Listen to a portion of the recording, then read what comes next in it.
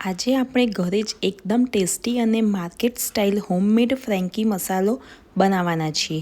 આ મસાલો એકવાર બનાવી લેશો તો ઘણા દિવસો સુધી કામમાં આવી શકે છે અને ઘણી બધી વાનગીઓમાં ઉપયોગ કરી શકો છો। તો ચાલો બનાવવાનું શરૂ કરીએ।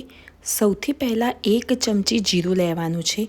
હવે ગેસ પર તવી મૂકી તેમાં આ જીરું ધીમા તાપે શેકી લેવાનું છે। જીરું શેકતી વખતે સતત હલાવતા રહેવું જેથી તે બળી ન જાય। જ્યારે જીરું હળવું બ્રાઉન થઈ જાય અને સારી સુગંધ આવવા લાગે ત્યારે ગેસ બંધ કરી દેવો।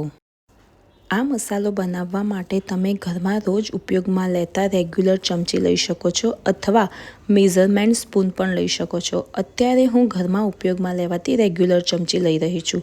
હવે એક મિક્સર જાર લઈએ, તેમાં 1 ચમચી આમચૂર પાવડર, 2 ચમચી ગરમ મસાલો, 2 ચમચી ધાણા જીરું પાવડર, 1 ચમચી હળદર, 1 ચમચી મરી પાવડર, 2 ચમચી સંચળ, 2 ચમચી લાલ મરચું પાવડર અને 1 ચમચી શેકેલું જીરું લઈને સારી રીતે પીસી લેવાનું છે જેથી એકદમ બારીક અને સરખો મસાલો તૈયાર થઈ જાય। અહીંયા મસાલાને આપણે સારી રીતે પીસી લીધો છે તો હવે આપણો ફ્રેન્કી મસાલો તૈયાર થઈ ગયો છે। આ મસાલાને એરટાઇટ ડબ્બામાં ભરીને સ્ટોર કરી શકો છો। જ્યારે પણ ઘરે ફ્રેન્કી બનાવો ત્યારે આ મસાલો ઉમેરશો તો એકદમ ટેસ્ટી માર્કેટ જેવી જ ફ્રેન્કી બનશે। આ મસાલાને ઉપયોગ તમે તળેલી રોટલીમાં, ફ્રેન્ચ ફ્રાઈઝ, ટેસ્ટી વેરિએશન માટે સેન્ડવિચ અથવા કોઈપણ રોલમાં કરી શકો છો। તો હવે આજે આપણે આ ફ્રેન્કી મસાલાનો ઉપયોગ કરીને નવી રેસીપી બનાવીશું જે ઝટપટ બની જાય તેવી છે। તો અહીં મેં પ્લેન રોટી લઈ લીધી છે।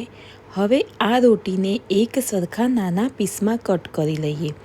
તો તમે અહીંયા જોઈ શકો છો કે આ રીતે કટ કરવાની છે, બધા પીસ સરખા થાય છે। તો અહીંયા મેં બધી જ રોટલીને સરખા પીસમાં કટ કરી લીધી છે। હવે કઢાઈમાં તેલ ગરમ કરવા મૂકી દઈએ। તેલ બરાબર ગરમ થઈ જાય પછી તેમાં આ બધી રોટલીના પીસ નાખી દઈએ। હવે તેને ધીમે ધીમે તળી લઈએ। વચ્ચે વચ્ચે હલાવતા રહીશું જેથી બધા પીસ સરખી રીતે તળાઈ જાય।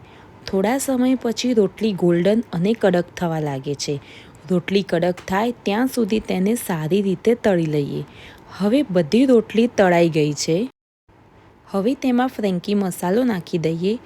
મસાલો સરસ રીતે મિક્સ કરી લઈએ જેથી બધા પીસ પર મસાલો લાગી જાય। બસ તૈયાર છે ખૂબ જ ટેસ્ટી અને ક્રિસ્પી નાસ્તો। આ ચા સાથે ખાવામાં તો એકદમ સરસ લાગે છે। જો તમારા ઘરે પણ રોટલી વધેલી હોય તો આ રીતે જરૂરથી ટ્રાય કરજો। ટેસ્ટ એકદમ મજેદાર આવે છે। તમને મારો આ વિડીયો ગમ્યો હોય તો લાઇક, શેર અને સબસ્ક્રાઈબ કરવાનું ભૂલશો નહીં। નવી રેસીપી સાથે ફરી મળીશું। જય શ્રી કૃષ્ણ।